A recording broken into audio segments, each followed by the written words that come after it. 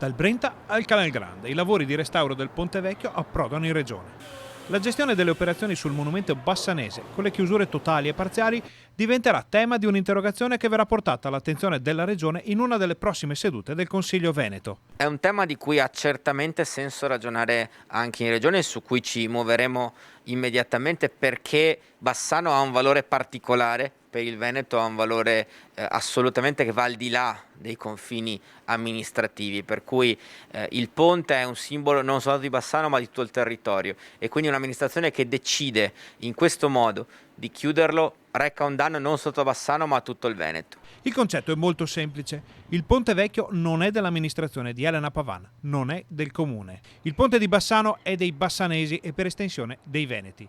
Monumento nazionale e pietra preziosa nello scrigno di meraviglie del bel paese, per il quale vengono prese decisioni come quella della pavimentazione in pietra, bocciata persino dalla commissione tecnica locale, senza coinvolgere i cittadini.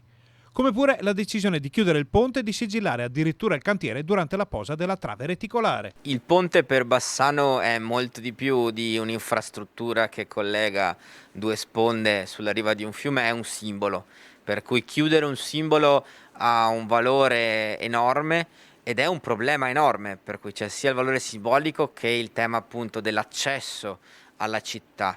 Quindi è una scelta sbagliatissima che non ha nessun senso da parte dell'amministrazione, che poteva essere riconsiderata semplicemente con un po' di buon senso e con una diversa organizzazione del lavoro.